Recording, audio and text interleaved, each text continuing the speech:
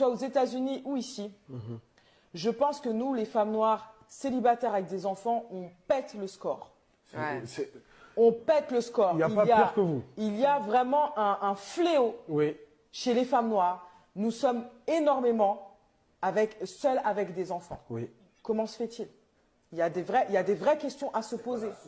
Qu'est-ce qu'il se passe? Mais Malcolm X, il a dit, tu vois, vous êtes l'être le plus détesté sur Terre. Ouais. Malcolm X, il a dit il y a 60 ans. Et c'est triste à dire, et moi je le dis, mais je me sens détestée la plupart du temps par mes frères, par les hommes noirs. Coucou, je suis Ketsom, psychologue et pas seulement, ok. Donc je suis une femme noire, je suis la fille de quelqu'un, je suis la femme de quelqu'un, je suis la mère de 3 enfants, ok.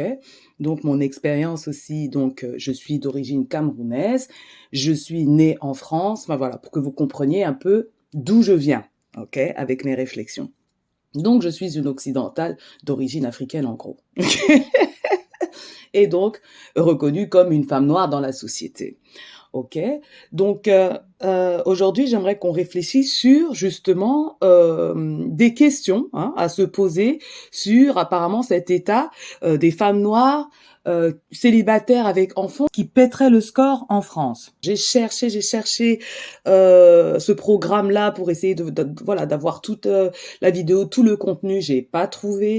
Donc on va s'arrêter juste sur cet extrait et sur la réponse d'un homme noir par rapport à cette problématique. Ok. Donc on va d'abord commencer par cet extrait de vidéo qui dure 40 secondes, mais déjà qui m'interpelle et qui m'agace, ok. Donc, vous savez que je suis pas très diplomate, ok. C'est pas du tout mon fort. Moi, je suis plutôt directe comme femme, mais ça veut pas dire que je viens avec un tel jugement parce que moi aussi j'ai fait mes erreurs, ok. J'ai aussi été une femme mère célibataire pendant vraiment ça a été très très court parce que voilà on a beau faire croire aux femmes que voilà trouver l'amour avec un enfant c'est super compliqué, mais ça c'est compliqué simplement si on pense que c'est compliqué, ok. Moi comme je vous ai déjà dit, pour moi il n'y a pas plus facile que de rencontrer quelqu'un, quoi. Enfin, bref, la difficulté, c'est de rester ensemble dans la durée. C'est ça la difficulté en vrai. Qu'est-ce qui me dérange? Tout d'abord, c'est quand je vois Black Love Issue, ça m'énerve déjà. Parce que voilà, je ne comprends pas pourquoi on doit toujours catégoriser ce que les Noirs font comme toutes les autres personnes, comme si c'était exceptionnel quand ça venait des Noirs. Enfin, ce qui m'amuse, c'est que si les Noirs le font, on est censé comprendre, mais si les Blancs le font, ils catégorisent. Non, on se catégorise aussi, d'accord. Il y a vraiment rien de spécial à être avec une personne noire. Ok. Là, il s'agit de Black Love Issues, c'est-à-dire donc des problématiques qu'on retrouve dans le Black Love. C'est une thématique qui a été développée donc par les Noirs américains, bien sûr, et il faut toujours que les Noirs francophones récupèrent quelque chose qui est déjà questionné, enfin, qui a déjà été disséqué aux États-Unis. Bah, c'est pas grave, on revient avec ça en France comme si ça fonctionne, comme si on pouvait faire un copier-coller, quoi. Donc, voilà, pour ceux qui sont vraiment intéressés de connaître la question du Black Love aux États-Unis, donc sans y mettre des fleurs et des enrobages et tout, moi j'ai fait 3 vidéos sur le Black Love parce que j'entendais déjà les Noirs francophones ramener ça dans le contexte francophone, et puis ça me saoulait terriblement puisque c'est un grave problème aux États-Unis, c'est-à-dire que le Black Love n'a aucun sens aux États-Unis quand on connaît les chiffres. Donc pour ceux qui veulent connaître les chiffres, 3 vidéos, au moins d'1 heure je pense, chacune, sur le Black Love avec toutes les statistiques qu'on retrouve aux États-Unis mais qu'on ne retrouve pas en France, d'accord? Alors je commence comme ça, pourquoi? Parce que elle commence par faire cette comparaison. Donc aux États-Unis comme en France, les femmes noires mères célibataires, on pète le score, on pète le score. Alors clairement, on va pas se mentir parce que j'ai déjà parlé donc de l'absence de la responsabilité des hommes noirs par rapport à leur progéniture, ok. Mais sachons que dans le monde occidental, les femmes célibataires avec enfants ne font qu'augmenter. Ok? Donc ce n'est pas simplement une problématique de femmes noires, c'est une problématique de femmes, c'est une problématique familiale. Ok? Maintenant, on sait clairement, hein, c'est même un stéréotype, que les hommes noirs ne prennent pas, en tout cas prennent moins la responsabilité de leur progéniture par rapport aux autres hommes. Ça, c'est vrai, c'est un stéréotype. Et dans le stéréotype, comme je dis, il y a du vrai. La seule chose qui est difficile à détecter, c'est le pourquoi du comment. Ok?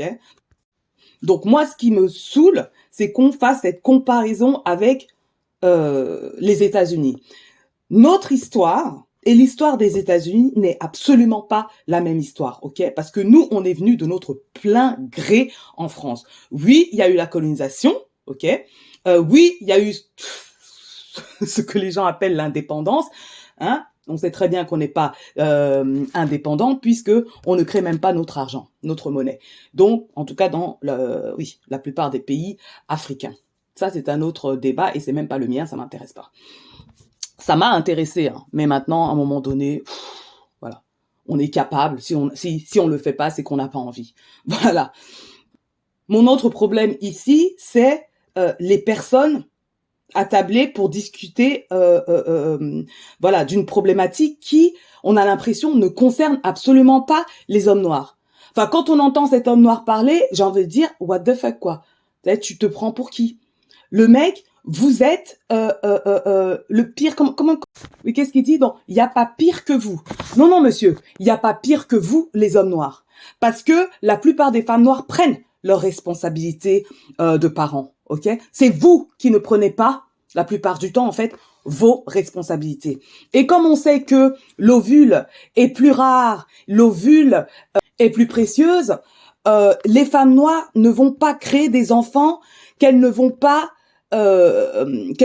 éduquer, qu'elles ne vont pas garder. Par contre, vous, hein, puisque le sperme justement n'est pas du tout rare, voilà, vous perdez des. Bref, vous savez très bien que le sperme n'est pas du tout rare ni quoi que ce soit, que vous créez même plus, hein, de femmes noires célibataires avec enfants, donc sans la responsabilité des hommes, que les femmes noires, d'accord? Donc, quand le mec, il dit, il n'y a pas pire que vous. Non, non, non, non, monsieur. Il n'y a pas pire que vous, les hommes noirs. Il n'y a pas pire que vous, hein. Le problème des femmes noires, j'y arrive, t'inquiète pas. Mais ce qui est sûr, c'est qu'il n'y a pas pire que vous, les hommes noirs. Parce que vous créez plusieurs foyers, hein, pour lesquels vous ne prendrez pas la responsabilité de votre progéniture. Mais lui, c'est-à-dire que il peut se permettre de parler comme ça en présence de 2 autres femmes noires au moins qui ne retrouvent rien à dire. Et ensuite, il surenchérit, hein, avec cette citation de Malcolm X qui n'a même pas bien cité, ok, pour venir ridiculiser et pour venir, mais voilà, mettre les femmes noires sous-sol, quoi, sous-sol. Hein, il n'y a pas pire que vous d'abord. Et ensuite, même Malcolm X a dit, vous êtes les femmes les plus détestées au monde. Malcolm X n'a jamais dit ça, de un. Il n'a jamais dit ça. Il s'exprimait aux États-Unis, il s'exprimait par rapport aux femmes noires américaines en disant que le groupe donc des femmes noires américaines, ce groupe-là est le groupe le plus à qui on manque le plus de respect, le groupe le moins protégé. Connaissant un petit peu l'histoire et le contexte donc dont découle Malcolm X, vous pensez qu'il s'adressait à qui? Quand il parle du manque de protection des femmes noires, vous pensez que Malcolm X est en train de pointer du doigt les hommes blancs pour leur manque de protection envers les femmes noires, ou il est en train de pointer le doigt sur les hommes noirs? Racontez-moi un peu dans les commentaires. Et bien sûr, il raconte son truc, comme je vous dis, hein, parce qu'un homme noir a dit, les femmes noires font comme si elles ne pouvaient plus réfléchir et elles acceptent tout simplement ce qu'ils disent. Oui, oui, totalement, oui, tout à fait. Excuse me, quoi? Comment je l'aurais regardé de travers et ensuite j'aurais bien répondu avant de me lever et partir. Tu te crois où, là? Tu te crois où pour me parler comme ça? Hein? Lui, hein, fils d'une femme noire, hein, qui a pris soin de lui. Mais elles sont là, oui, oui, oui, oui, oui, oui, oui. My goodness, quoi. Et ensuite, elle de surenchérir, oui, et la plupart du temps, hein, parce qu'elle a le courage de le dire, la plupart du temps, elle se sent détestée par ses frères noirs, par les hommes noirs. Est-ce que vous voyez la beauté même de cette femme noire? Est-ce que vous voyez ou vous percevez là comme moi la beauté de cette femme noire qui a endossé cette position, oui, victimaire. Comment vous pouvez croire que nous sommes les femmes les plus détestées sur Terre? Si c'est ce que vous portez en vous, c'est l'expérience que vous allez faire. C'est l'expérience que vous allez faire. Vous êtes détestés, d'après vous, par les hommes noirs. Pourquoi? Parce qu'autant je suis d'accord avec le fait que certains hommes noirs, oui, détestent les femmes noires. Et comme je vous dis, c'est pas les femmes noires en vrai qui détestent, ils projettent, ce sont eux-mêmes, dans leur incapacité, ok? Dans leur incapacité, et pas simplement leur incapacité, voilà, le fait qu'ils n'ont pas envie, en fait. Ils n'ont tout simplement pas envie de protéger les femmes noires. Acceptez cela, Nous sommes dans un contexte occidental, heureusement, dans le sens où on n'a pas besoin de sa protection parce que, voilà, les institutions nous permettent d'être protégés un minimum. Alors oui, c'est clair, on va pas se mentir, oui, il y a des préjugés et du racisme, et donc on va peut-être pas pouvoir bénéficier des institutions autant qu'une personne blanche, mais on peut tout de même en bénéficier. Pitié, ne nous mentons pas. Et également, dans un contexte occidental, on ne dépend pas d'eux, ok? Et donc voilà, en tout cas, l'apport de cet homme noir à cette réflexion, tout ce qu'on sent, c'est qu'il se dédouane, ce n'est pas son problème, en fait. Ce n'est pas son problème. On aime bien, c'est pour ça que je suis tout le temps en train de dire que non, il n'y a pas de communauté noire. Il n'y a pas de communauté noire, ok? Les noirs sont très, très individualistes, au moins ici en occidental, et je dis pas dans un contexte occidental, mais bon, voilà. Dans certains pays africains, les noirs aussi sont individualistes, ok? Donc en tout cas, ici, clairement, dans un contexte occidental, les noirs sont aussi individualistes, ok? Une des raisons pour lesquelles ils ne se sentent même pas concernés. Elle parle des femmes noires célibataires. Il n'y a pas pire que vous. Malcolm X a dit, c'est-à-dire de ne pas réfléchir au fait que mais l'enfant ne se crée pas tout seul. Mais non. Apparemment, ça devrait être simplement la responsabilité des femmes noires. Encore une fois, un homme noir qui se décharge de toute responsabilité. C'est un problème. C'est un problème, mais personne ne le relève dans ce petit extrait de vidéo. Peut-être que ça a été relevé après, je n'ai pas la suite. Et donc, cette femme noire qui se pose la question de, justement, qu'est-ce qui se passe? Il y a des vraies questions à se poser. Et donc, j'aimerais bien qu'on se pose ces questions. Posons-nous ces questions, puisque prenons-nous, comme d'habitude, notre part de responsabilité. Donc déjà, est-ce que sa question à elle est bien posée? Pourquoi on trouve autant de femmes noires célibataires avec enfants? Ou plutôt, pourquoi on trouve autant de femmes noires célibataires avec enfants sans père à charge des enfants? Donc sans père responsable. Donc, avec des pères absents. Pourquoi il y a autant d'enfants qui n'ont pas la possibilité d'expérimenter une relation stable avec son père? Moi, c'est plutôt la question que je me pose. Parce qu'on sait très bien que oui, life happens, il y a des choses qui arrivent, ça peut ne pas marcher. Est-ce que ça veut dire que l'homme noir ne peut plus prendre la responsabilité de ses enfants parce qu'il n'a plus accès sexuellement à la maman? Ou parce qu'il n'aime plus cette maman, il se décharge de cette responsabilité de son enfant également? Parce que la maman, elle, prend en charge autant qu'elle peut de cet enfant-là. Elle prend en charge cet enfant-là. Mais c'est le papa. Donc, c'est pour ça que j'aurais bien voulu que le questionnement soit tourné autour du parent absent et pas du parent présent. Parce qu'encore une fois, si les femmes noires sont autant mères célibataires, c'est qu'il y a autant de pères célibataires qui ne prennent pas la responsabilité de leur enfant. Et comme je dis, ces hommes-là sont en capacité, et certains ont créé plusieurs foyers, plusieurs enfants qui n'auront pas la possibilité d'avoir une relation saine, une relation stable avec son père. Donc du coup, la question que je me pose, est-ce que la femme noire, elle est seule responsable du fait de ce foyer sans père, ou la responsabilité incombe aux deux parents? Est-ce que la responsabilité est partagée? Est-ce que l'homme noir doit prendre cette responsabilité-là? Enfin, c'est pas possible, quoi.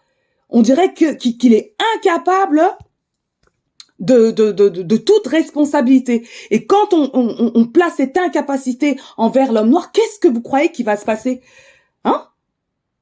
Il va se dire que de toute façon, la femme noire n'attend rien de lui.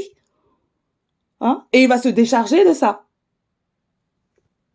Est-ce que dans un contexte, on va dire, occidental, donc de personnes noires, est-ce que l'homme noir est stigmatisé? Est-ce que l'homme noir est ostracisé quand il ne prend pas la responsabilité de ses enfants? Ça, c'est une autre question. Comment ça se fait qu'il y a autant donc de pères absents sans que ça pose problème aux autres hommes? Parce que quand ces hommes noirs ne prennent pas leurs responsabilités, heureusement qu'il y a des hommes valables qui ont le courage et l'envie de prendre la responsabilité, de devenir une certaine autorité, de devenir une certaine stabilité ou un certain rôle modèle à leur enfant. Parce que ça, par exemple, c'est mon cas. Comme je vous ai dit que moi, je suis restée célibataire, mère célibataire, mais je sais même pas si ça fait 2-3 mois. Et ensuite, mon fils a bénéficié d'une figure paternelle jusqu'à aujourd'hui. D'un homme blanc. Capable. Qui a décidé, lui, de prendre cet enfant-là à charge. Et quand il parle de cet enfant-là, c'est son premier enfant. C'est mon fils, avec qui il n'a pas de lien sanguin, de lien biologique. C'est son premier enfant. Donc, il y a des hommes qui prennent la responsabilité d'éduquer un enfant qui a été abandonné par sa figure, donc par son père biologique. Mais des noirs là, qui vont se décharger, c'est-à-dire qu'ils vont prendre aucune responsabilité sur la réflexion même de cette question. A shame. La honte. Mais bon. Il y a plein de gens qui sont dépourvus de honte parce que pour pouvoir avoir la honte, il faut aussi connaître la fierté. Mais alors, comment ça se fait que les femmes noires, ont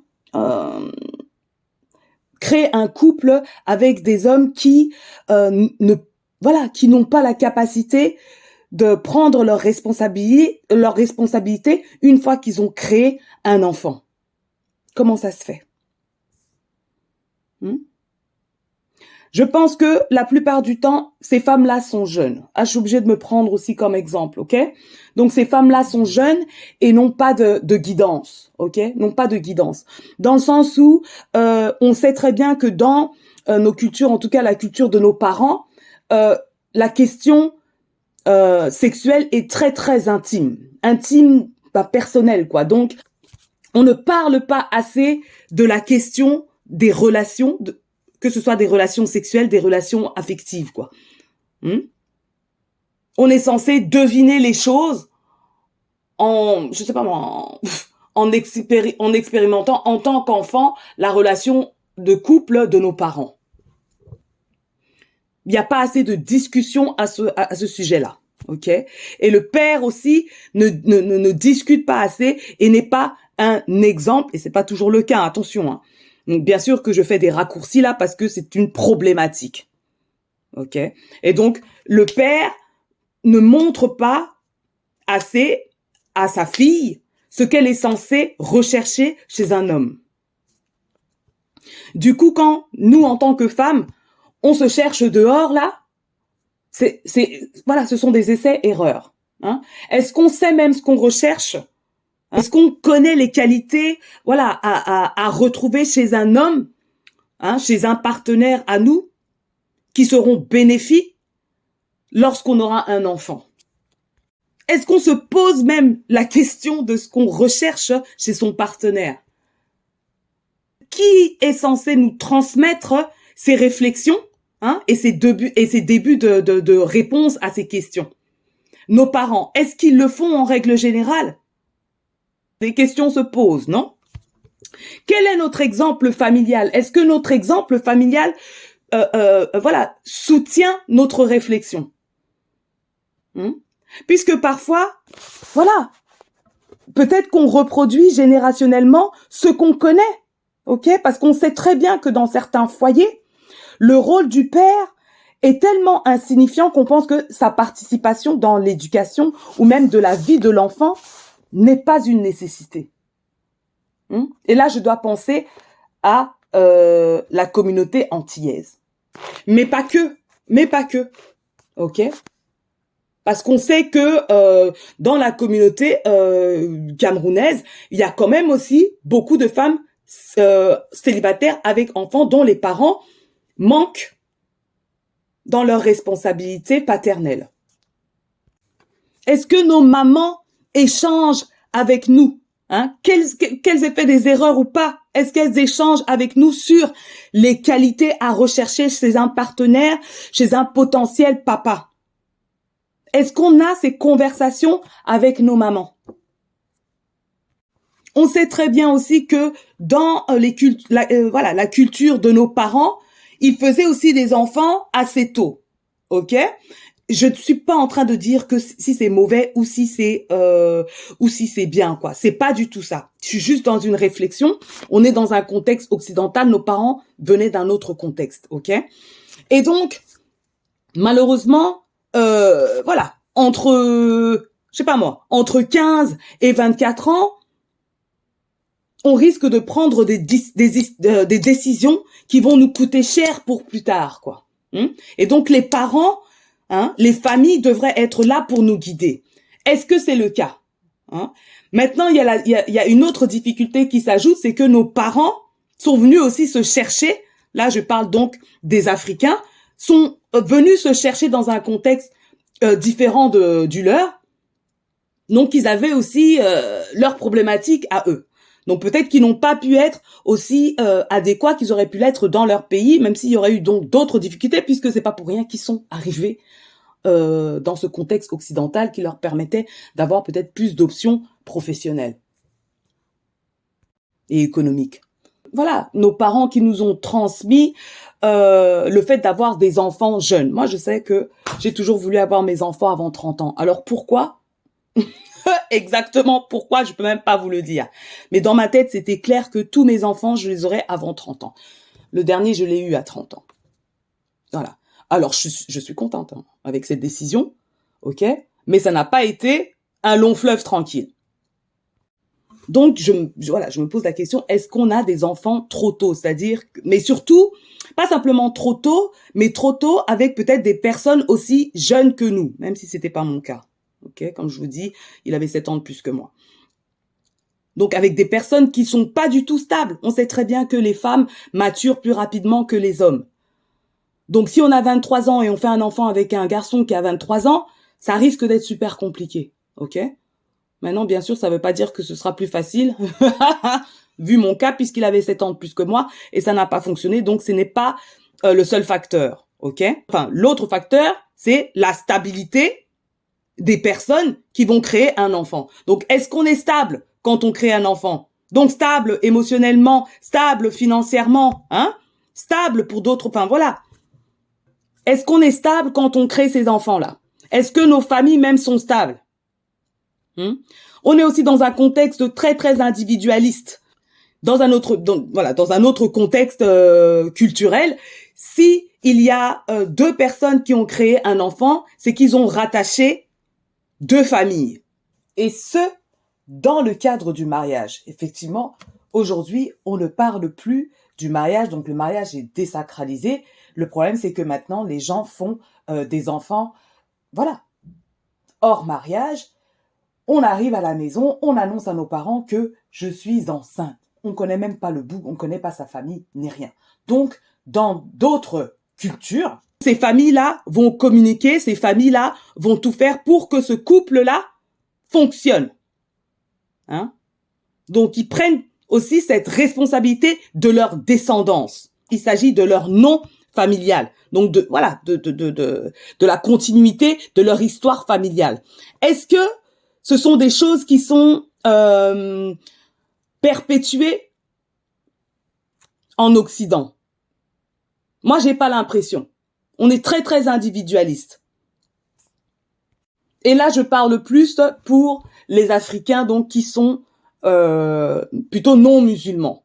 Parce que pour ce qui est des musulmans, ils sont un peu plus ancrés dans la famille. Maintenant, attention, ça ne veut pas dire que tout est joli aussi de leur côté. Hein. C'est-à-dire que dans un contexte musulman, certaines, surtout les femmes noires, musulmanes, on leur impose un peu plus la culture de l'ascendance, ok, donc de la culture familiale. Et donc, parfois, elles doivent se mettre en ménage avec une personne qui n'est pas du tout adéquate pour elles, mais qui a été choisie par les parents, ok. Et donc, elles vont parfois se marier au pays, reviennent avec un homme avec qui il y a les valeurs ne correspondent pas. Du coup, à un moment donné, elles se séparent ou elles divorcent parce que, heureusement, hein, on est dans un contexte occidental où les choses, voilà, sont moins difficiles, en tout cas que la séparation est moins difficile à mettre en place. On sait aussi que dans certaines cultures africaines, où certaines femmes noires, en tout cas, se disent « j'ai fait une erreur, j'ai fait donc un enfant avec cet homme-là, autant je continue les autres enfants avec cet homme-là, et ça se termine de toute façon par une séparation. » Donc ça, on sait aussi. Maintenant, attention, j'entends parfois donc des hommes, parce que justement ne veulent pas prendre leurs responsabilités, tu as voulu tomber enceinte, enfin excuse-moi quoi. On a l'impression que la question de la contraception n'est que le problème de la femme. Alors oui, elle prend bien plus de risques, hein, donc ayez bien ça en tête. Oui, nous les femmes, on prend bien plus de risques. Ça, c'est clair. Et on sait que, comme je vous dis, comme j'ai déjà dit, l'homme là peut se lever et partir. Hein, l'enfant ne le suit pas. Alors que si nous, on est enceinte, on se lève, on part, l'enfant est toujours dans notre ventre. Donc oui, on prend plus de risques. Ok? Donc, c'est clair que la question de la contraception est très importante pour nous. Et pour moi, prendre la pilule, ce n'est même pas assez quand on est amoureuse, parce qu'on peut facilement oublier quand on est amoureuse. Ok? Et d'où l'importance de l'influence des parents et surtout de la maman. Hein? Allez avec vos filles, hein, chez le gynéco, bien sûr, après avoir eu toute une réflexion, plein de discussions autour de l'éducation à des relations amoureuses, l'éducation sexuelle et tout ça, quoi. Prenez le temps et allez chez le gynéco pour parler de la meilleure contraception. Et franchement, moi, je suis pas, voilà, je m'y connais pas à 100%, mais le stérilet, c'est super. Donc, le non hormonal. Super, pourquoi? Parce que avant de l'enlever, tu dois vraiment faire toute une réflexion. Être sûr, en gros, de vouloir tel enfant si tu vas retirer le stérilet. Puisque tu dois aller retourner chez la gynéco pour qu'on te retire le stérilet. Comprenez? Alors que la pilule, tu peux facilement l'oublier parce que tu es amoureuse. Et ça peut te coûter très, très cher. Nous savons aussi que la question de l'avortement, c'est une question taboue, hein, et compliquée dans ce que vous appelez la communauté noire. Moi, je ne suis pas contre, mais je préfère bien d'autres choses avant, c'est-à-dire la prévention, avant d'en arriver à l'avortement. Parce que c'est pas facile, c'est pas quelque chose d'anodin pour les femmes. Ok? Mais je vais vous dire pourquoi je pense à ça maintenant, puisque on sait très bien que certains hommes manipulent certaines femmes pour les bloquer même dans leur vie. Ok? Donc il y a des hommes qui demandent, qui font croire qu'ils seront là, t'inquiète pas, oui, faisons un enfant, je prendrai soin, ceci, cela, on se mariera, après, plus tard, voilà.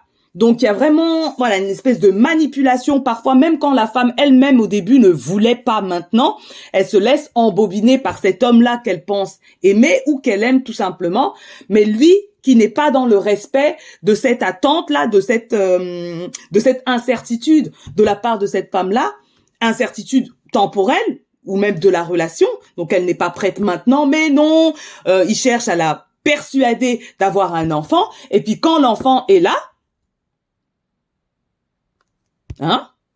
eh ben, tout d'un coup, on voit, entre guillemets, le vrai visage de la personne. Je dis bien entre guillemets parce qu'il y avait toujours des signes avant-coureurs, quoi. C'est-à-dire que il y a eu des signes qui nous montraient bien qu'il y a quelque chose qui va pas avec cette personne-là, ce que les gens appellent donc l'intuition féminine. Mais la femme a souvent ignoré plusieurs red flags, donc plusieurs signes avant-coureurs. Et souvent, les femmes ignorent ces signes avant-coureurs quand elles ont déjà été intimes plusieurs fois avec cette personne-là. Parce qu'une fois qu'on est intime avec cette personne-là, il y a une espèce d'attachement là, et du coup on voit flou et on n'entend pas bien. Il y a même des femmes qui se font piéger par des hommes. Il y a des femmes qui se font piéger par des hommes. Moi, j'ai déjà entendu des histoires comme ça, quoi. Tout d'un coup, tu te rends compte que le préservatif est troué, ou qu'il a enlevé le préservatif. Voilà, plein d'histoires bizarres, quoi. Voilà pourquoi je dis que vraiment la meilleure contraception, en tout cas pour ne pas tomber enceinte, parce que là, on parle pas des infections, en tout cas des maladies sexuellement transmissibles, mais au moins pour ne pas tomber enceinte, c'est le stérilet. Pour ce qui est du préservatif, là, c'est toujours mettre cette responsabilité sur l'autre. Et le problème, c'est que ça nous coûte, à nous, femmes, ça risque de nous coûter très cher. Voilà pourquoi je pense, à ce niveau-là, à l'avortement. Si quelqu'un vous a manipulé, voilà, on ne sait pas à quel point il est dangereux. Donc, à ce niveau-là, voilà, bien sûr, c'est le choix de chacun, mais moi, j'avorte. Il est hors de question d'être avec un manipulateur parce que malheureusement, un enfant vous lie à cette personne-là à vie s'il en a envie. C'est-à-dire, si vous avez de la chance, il disparaît. Et là, on parle de manière égoïste parce que l'enfant, il aura toujours envie de connaître son père, en règle générale. Quelle est la raison pour laquelle les hommes noirs ne prennent pas la responsabilité de leur progéniture? Ça, c'est autre chose. Ça, c'est autre chose. Mais ce qui est sûr, c'est que ils ont vraiment du mal à prendre la responsabilité de ce qui est dit, de leurs stéréotypes.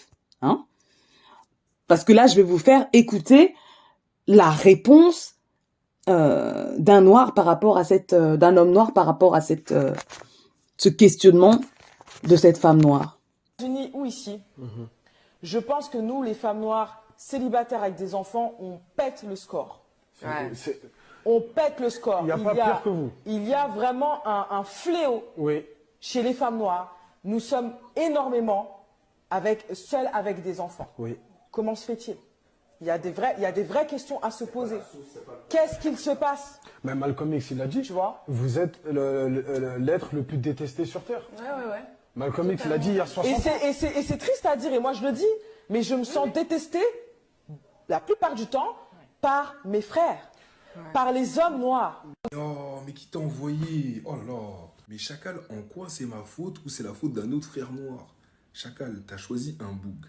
Tu t'es mis avec lui, t'as choisi de faire un enfant avec lui. Maintenant, l'histoire, elle est finie, c'est ma faute. Chacal, qui t'a envoyé? Quand vous étiez là, dans le lit, là, à dire mets-toi comme ça, pour faire les enfants, là. Nous, on n'était pas là.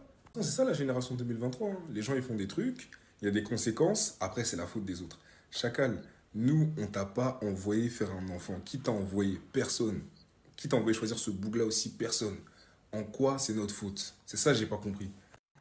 Déjà, je suis choquée du terme qu'il utilise lorsqu'il parle de cette femme noire, quoi. Il la déshumanise et il l'animalise, quoi. Chacal. 3 fois le mec, il a répété ça, quoi. Hein? Et c'est pas comme un chacal ou je ne sais quoi. Il l'a appelé comme ça. 3 fois. C'est dégoûtant, quoi. Qui va ostraciser ce N-word, là? Qui va l'ostraciser? Qui va le stigmatiser? Hein? Qui va faire tomber des conséquences à cet homme noir qui a l'indécence de parler, de s'adresser comme ça à une femme noire, alors qu'il vient d'une femme noire? Tu me dégoûtes. Tu me dégoûtes. Vraiment. Ce genre de N-word là me dégoûte. Hein? Ces gens-là qu'on devrait ostraciser, c'est-à-dire leur faire comprendre à tout le monde qu'ils ne sont plus personne. Qu'ils ne sont plus personne. Mais c'est moi qu'on va venir attaquer. C'est moi qu'on va venir attaquer. Parce que je vous assure que dans les commentaires, personne l'attaquait par rapport à cette déshumanisation, quoi. Par rapport au fait qu'il appelait une femme noire chacal. Quand je vous dis, et quand il y a beaucoup d'autres femmes qui disent que il n'y a pas plus suprémaciste blanc que l'homme noir, quoi. Les gens vont dire que les hommes noirs, les femmes noires, ceci, cela. À vomir. C'est-à-dire, premier mot, à vomir ce mec-là. Premier mot. Ensuite, il entre complètement, encore une fois, dans l'individualisme total. Ok? Je vous dis, il n'y a pas plus féministe, il n'y a pas plus individualiste que l'homme noir. Ok? Donc, il rentre dans l'individualisme. Qui t'a envoyé? En gros, tu as mal choisi. Est-ce qu'on était là quand tu lui disais place-toi comme ça, place-toi comme ça. Donc, dans un contexte sexuel, quoi. C'est-à-dire le dénigrement, quoi. Et encore, comment il se dédouane, ce n'est pas du tout sa responsabilité. Alors que peut-être que lui n'a pas de père. Que son père, là, a peut-être créé d'autres foyers ailleurs. Peut-être que sa tante, là, a dû garder. Vous savez très bien qu'on connaît des tas d'histoires comme ça.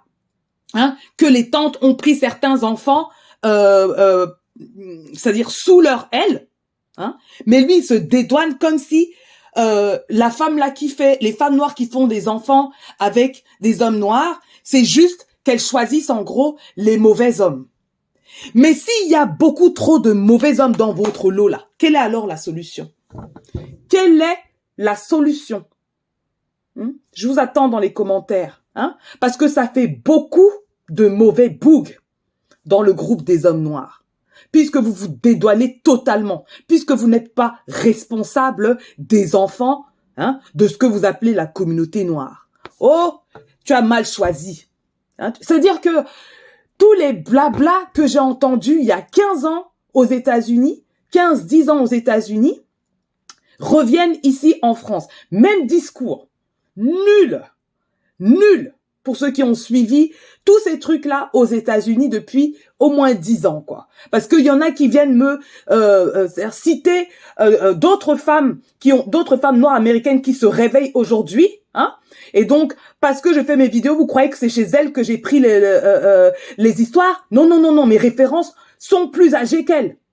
Mes références sont plus âgées qu'elles. Ok? Mais les réflexions de ces hommes noirs d'aujourd'hui là, parce que oui, les médias noirs américains ont beaucoup d'influence sur ces pauvres noirs comme ce type-là. Ils viennent simplement répéter les mêmes choses, quoi. Répéter les mêmes choses. Vous avez choisi le mauvais boug et maintenant vous venez tomber sur les hommes noirs. Vous savez très bien que il n'y a pas plus protectrice, que les femmes noires envers vous. Il n'y a pas plus protectrice que les femmes noires envers vous. Hein? Il n'y a pas plus traître que les hommes noirs. Hein? Donc, si les femmes noires parlent aujourd'hui, hein, c'est que vous allez beaucoup trop loin. Hein? C'est parce que vous allez beaucoup trop loin. Hein?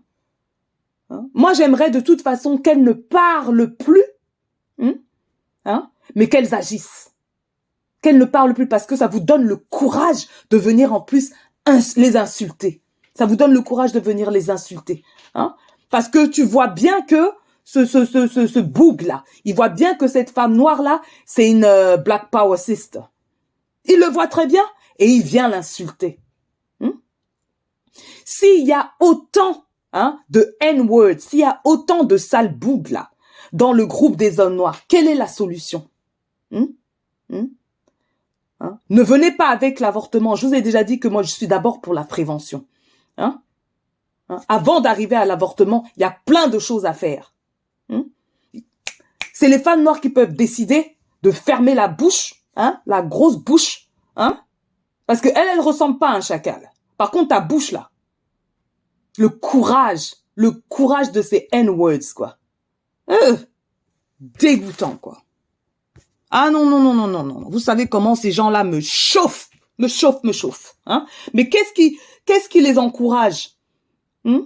C'est que les femmes noires se soucient encore d'eux. Et bien évidemment, je sais que tous les hommes noirs ne sont pas comme ça. Mais moi, ce que j'aimerais, c'est que les hommes noirs valables lui tombent dessus.